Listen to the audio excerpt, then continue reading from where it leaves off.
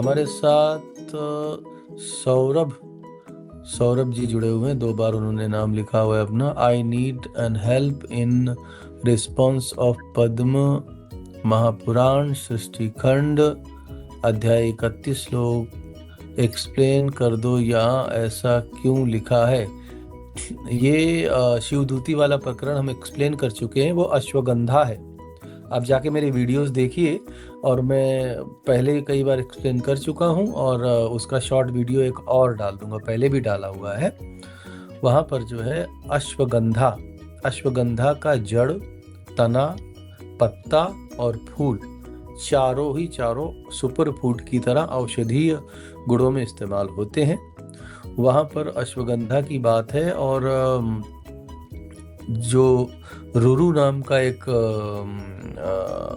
दैत्य था, माता भगवती तपस्या कर रही थी और वो देवताओं को सता रहा था, देवताओं को बहुत परेशान कर रहा था। तो माता भगवती की शरण में वो देवता आए थे। तो माता भगवती ने अपने ही बहुत सारे रूप बनाकर, जितनी उसकी सेना थी रुरु की, उतने ही रूप माता ने बनाकर, शिवदूती उनको कहा गया था, उन सभी रूपों के द्वारा उसका वध किया था, उससे देवताओं को मुक्त कराया था। और जैसे ही अपने सारे रूप बनाकर वो उसका वध किया था, तो वो सारे रौद्र रूप बन गए थे। तो अब वो भक्षण करने लगे थे सब कुछ। तो उनको जो है, उनकी क्षुधा शांत करने के लिए शिवजी ने, चूंकि शिवजी ही उनकी क्षुधा शांत कर सकते थे, शिवजी ने सबको जो है माता के स्वरूप के अंदर समाहित कर दिया था। एक स्वरूप जो है उनका रह गया था। तो वो मानो इस तरह से था कि पूरे ब्रह्मांड को ही निगल जाएगा, इस तरह से उसका स्वरूप बन गया था। तो शिव जी ने उसको तृप्त करने के लिए एक सुपर फूड के तौर पर अश्वगंधा को दिया था। 107 नंबर के श्लोक में अश्वगंधा के बारे में लिखा हुआ है। अद्वैत जी, आज का एपिसोड शुरू करें उससे पहले मैं थोड़ा सा पद्म पुराण का अध्याय 31 का ये दिखा भी देता हूँ इनको, ताकि जो है इनकी शंका भी जाती रहे। अद्वैत जी, आप तब तक कुछ बोले, मैं पद्म पुराण निकाल रहा हूँ। So in Puranas, many things are written. You will have to decode the Puranas. Okay, don't take directly that this is the meaning, and this becomes the problem sometimes, that people don't understand and they take the meaning in a different way. You'll have to understand that the meaning should be taken according to the context. Now, you know that Andakosh is not a thing that is eatable, that too of a person. So this interpretation does not match there. Obviously, that means something different. It has to be understood in this way. चलिए, ये मैं दिखा रहा हूँ आपको। ये देखिए, शिवदूती को भोजन में शिवजी ने हिमालय व तिब्बत में उपलब्ध दुर्लभ जड़ी बूटी अश्वगंधा की जड़ व फल को शिलाजीत के साथ पीसकर खाने के लिए दिया था।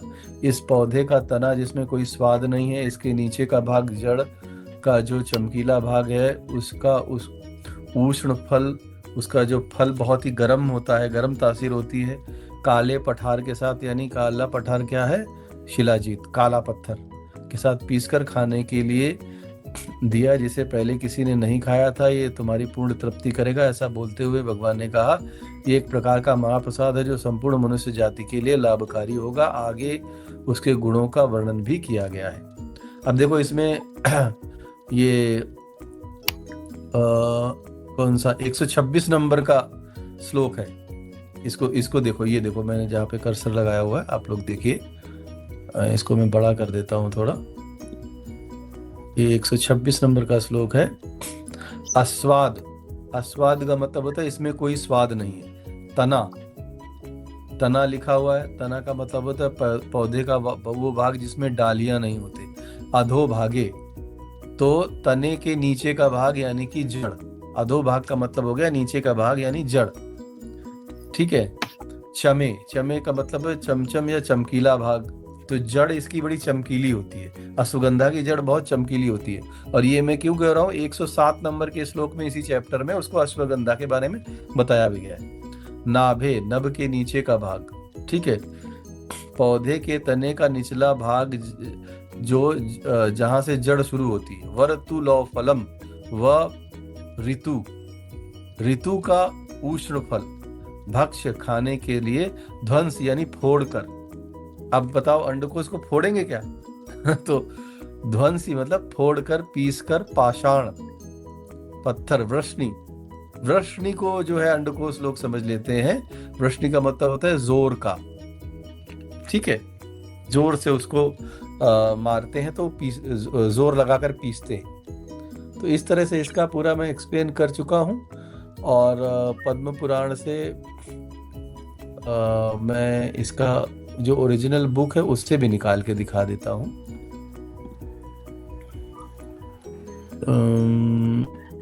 इसका मैंने पृष्ठभूमि आपको बता दी ना पहले कि किस तरह से इसकी पृष्ठभूमि थी। इसमें कुछ जगह पर लोगों ने ट्रांसलेशन गलत कर दिया है।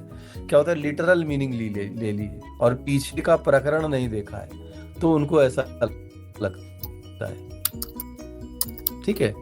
तो वो नहीं है, जैसे जेएल शास्त्री जैसे धूर्त लोग हैं, उन लोगों ने मिस ट्रांसलेट किया है, उसी को लेकर लोग घूमते रहते हैं। तो ये था मेरा इस पर उत्तर, लेकिन इस पर अभी और भी चीज़ें मैं एक्सप्लेन करना चाहता हूँ। पद्म पुराण मुझे एक बार फिर से खोलने दीजिए। संस्कृत और हिंदी दोनों पे जो पद्म पुराण है उसमें मिलेगा। पार्ट 1 में ही है मेरे ख्याल से, सृष्टि खंड का ही है ना। एक मिनट देख लेता हूँ। हाँ, सृष्टि खंड का ही है, 31 अध्याय।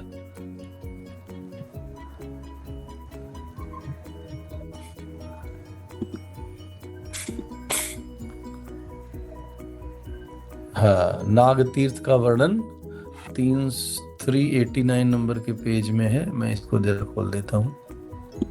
389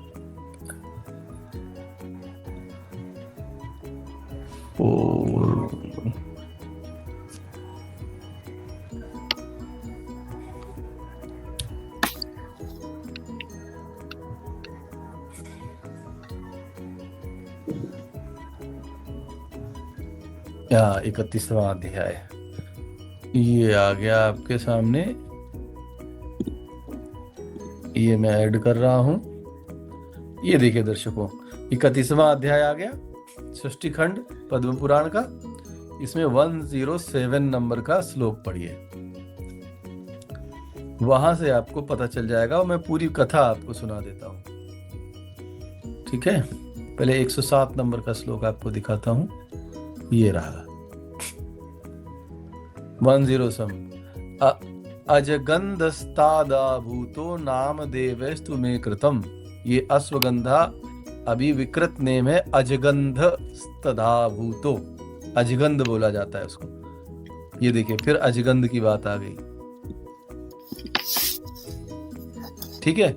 ये अजगंध है, यहां पर देखिए 107 नंबर का, वही अजगंध हो गया, ठीक है। कौन अजगंध हो गया मैं आगे बताऊंगा। समय देवताओं ने उसे अजगंध नाम से कहा कि तुम ही अजगंध हो और अन्य भोजन भी मैं दूंगा, ठीक है। तो अश्वगंधा सुपर फूड की तरह हुआ। कैसे हुआ, अब इसको पढ़ो। शिवदूती ऐसी थी कि ऐसा लग रहा था कि बलपूर्वक सबको खा जाएगी। वो माता आदिशक्ति का ही, माँ भगवती का ही एक स्वरूप थी ना। इस तरह मुझको देखकर आप शीघ्र ही इन सबों को भोजन की व्यवस्था करें। तब शंकर जी ने कहा, हे शिवदूती, मैं भक्ष्य बतला रहा हूँ जो दूसरे युग में हुआ था। एक ऐसा भक्ष्य जो दूसरे युग में हुआ था। गंगाद्वार हरिद्वार में मेरे गणों ने दक्ष के यज्ञ को विध्वस्त कर दिया था। ये दक्ष जब माता सती वाला प्रकरण हुआ था तो उस यज्ञ को विध्वस्त कर दिया था। तो उस यज्ञ की राख जहां जहां गिरी थी वहां पर यज्ञ मृग का रूप धारण करके अत्यंत वेग से भागा। उसे मैंने अपने बाण से मारा तो वह खून से रंग गया, वही अजगंध हो गया। तो ये अजगंध अश्वगंधा सुपरफूड कैसे बना? उसकी बात हो रही है। उस समय देवताओं ने मुझे अदगंज नाम से कहा कि तुम ही अजगंध हो, यानी शिव का ही स्वरूप है वो पौधा जो है अश्वगंधा का, वो शिव का ही स्वरूप है। हे कालरात्रि, हे महाप्रभे देवी, इन सबों के लिए मैं एक उचित भोजन बतला रहा हूँ। यदि कोई गर्भवती स्त्री किसी दूसरी स्त्री के वस्त्रों को धारण करती है, स्पर्श करती है, अथवा किसी पुरुष के वस्त्रों को पहनती है, स्पर्श करती है, तो हे वराह, वह भाग इन देवियों में से कुछ भाग बन जाए। उससे 1 वर्ष के बालक के बलपूर्वक, यानी कि अश्वगंधा जो है कहा कैसे कैसे उसका प्रयोग होता है उसके बारे में अब बताई जा रही है। शिवदूत ने कहा, आपने तो निंदित तथा प्रजाओं को दुख देने वाला ही भक्ष्य इन सबों को प्रदान किया है। अब शिवदूती बोल रहे हैं कि इन सबों को वही भक्ष्य आपने प्रदान किया है, तो मुझे भी वही दीजिए। तो ये अजगंध की बात हो रही। फिर 128 में जाकर वही अजगंध ही देते हैं, यानी अश्वगंधा, उसके साथ वो शिलाजीत भी देते हैं। तो ये है, संस्कृत में भी आपको अजगंध मिल गया, ये रहा।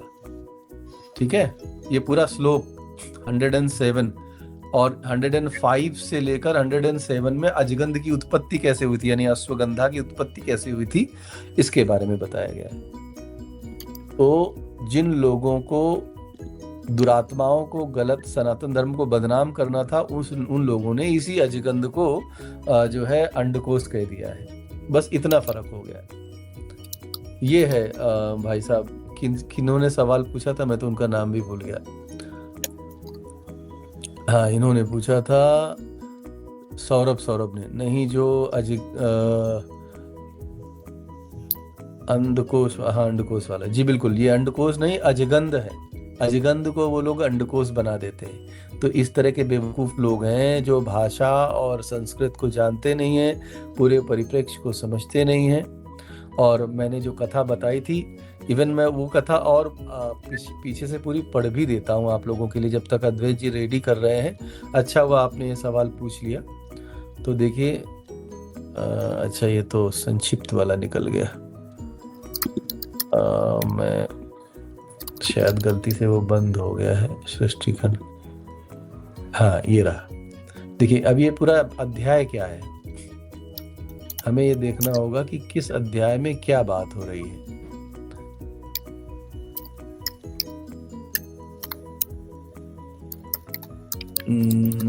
शुरू से इसको हम थोड़ा सा आपको एक्सप्लेन भी कर देते हैं, ताकि सभी सवालों के जवाब लोगों को मिल जाए। 31वां अध्याय है, सृष्टिखंड है, ये 31 अध्याय सृष्टिखंड, ये आ गया।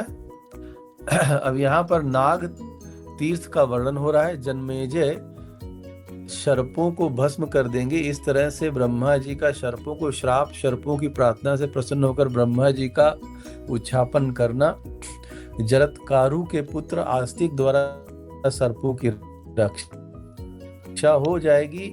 नाग तीर्थ की उत्पत्ति, श्रवण शुक्ल पश्चिमी तिथि को नाग तीर्थ में श्राद्ध आदि करने का महात्म्य, शिव दूती का चरित्र वर्णन और रुरु नामक दैत्य का, ये देखिए, ये यहाँ से शुरू होता है ये प्रकरण।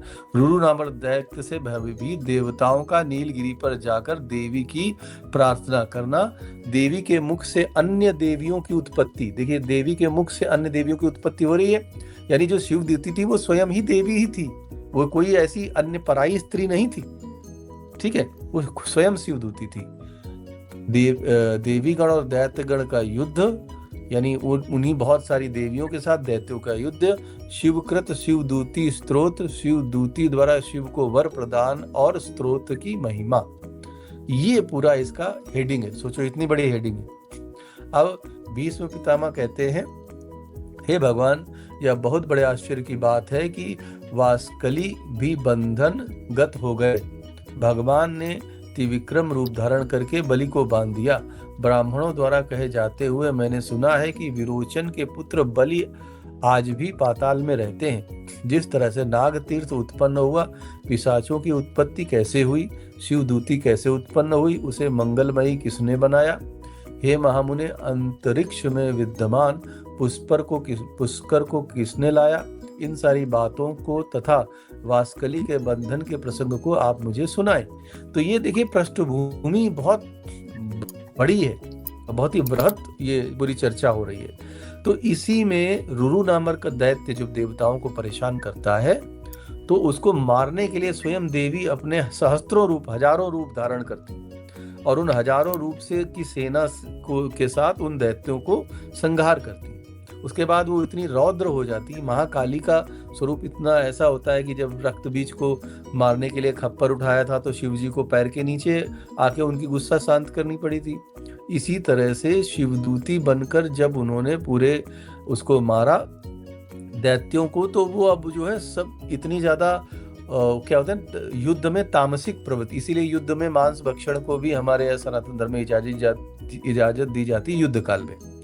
तो हम इतने ज्यादा युद्ध काल में तामसिक हो जाते हैं कि फिर वो प्रवृत्ति बन जाती है मार काट। तो अब वो जो दैत्य तो खत्म हो गए थे, तो अब उनका क्रोध शांत नहीं हो रहा था। तो क्रोध शांत करने के लिए, उनकी क्षुधा शांत करने के लिए शिव जी ने अजगंध नामक जो है उनको जड़ी बूटी दी थी। उन सारी शिवदूतियों को, तो सारी उससे तृप्त हो गई थी, और एक जो बची थी वो बाद में आई थी, तो उनको भी वही दिया गया था।